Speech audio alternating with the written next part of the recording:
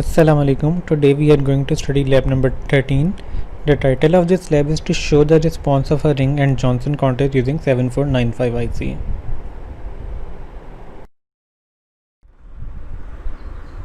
There are two objectives of this lab.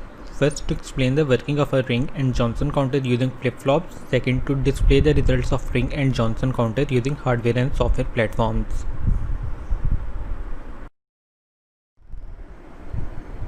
First, we are going to discuss the ring counter. Ring counter is a basic shift register with direct feedback such that the contents of the register simply circulate around the register when the clock is running.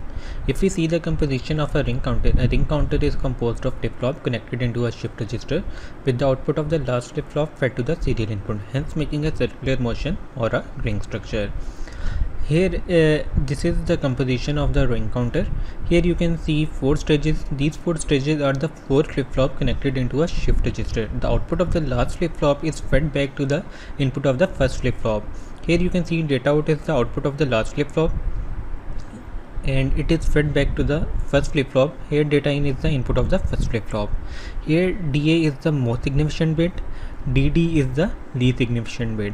For the ring counter you have to fed the first flip-flop with 1 so that it can rotate in between between the shift register to form a circular motion.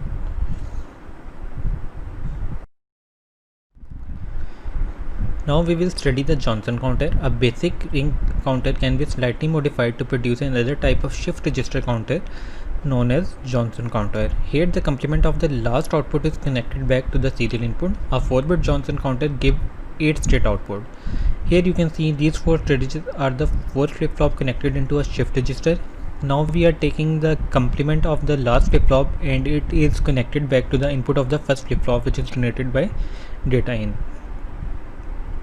If you want to convert the ring counter, rather than taking the complement, you have to just take the output which is generated by Q and connect it with the NOT gate, and then the NOT gate will be connected with the input of the first flip-flop. This is how the ring counter will be connected to Johnson counter.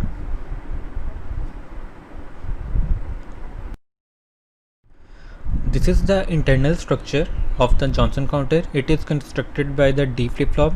D flip-flops are connected into a shift register. You can see here there are 4 D flip-flop connected into a shift register.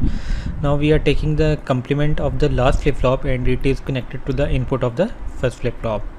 As you know that Johnson counter gives 8 state output. Here initially the Johnson counter is fed with 0000. So the first output will be 0000. The next will be, as we are taking the complement, here we will have 1 as Q will be equal to 0 and Q bar will be equal to 1. So second output will be 10000. Similarly next will be 1100, third 1110, and so on continues. After 0001 the sequence repeats itself. This is how the Johnson counter works.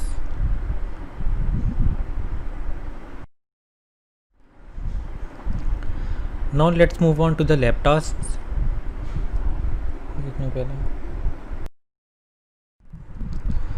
The first lab task is the construction of a ring counter using 7495 IC. You have already used this IC in the last lab. Here you can see it is a 14-pin IC. Pin number 1 is for the serial input, 2, 3, 4, 5 are for the parallel. MC is for the mode control. Either you want to parallel load your data or serial input your data. Clock 1 is for the serial input and clock 2 is for the parallel input. Here you can see the output of the last flip-flop QD is connected back to the input. So this is the structure of the IC. So for the ring counter you have to initially load the IC using the parallel data. For example, you have to load it with 10000 and using the parallel load. So for parallel loading you have to connect it with 5 volt, and when you apply the clock to signal, the data will be loaded at the output and the output will be 10000.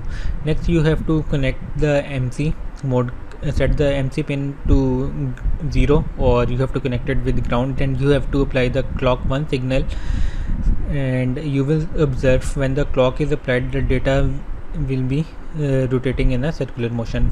For example, initially if it is 1000, next will be 01 0 0. Similarly, when output at QD will be 1, QA QB QC will be 0, and when again the clock signal will be applied, 1 will be shifted here.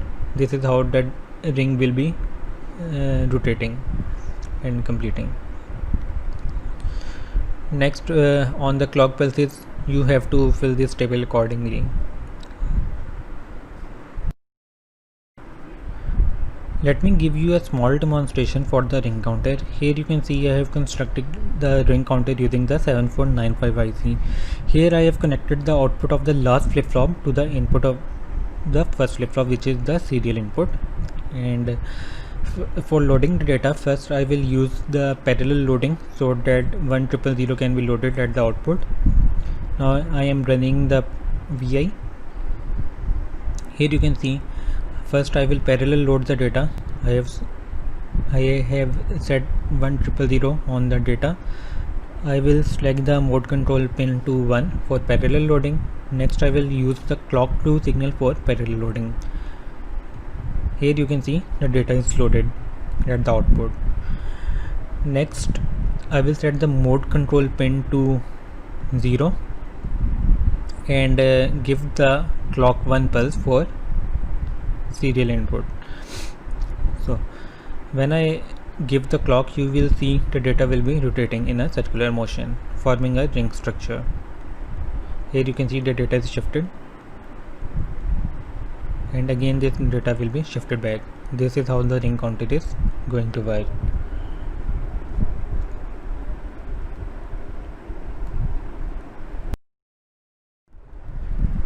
The task number 2 is the Johnson counter.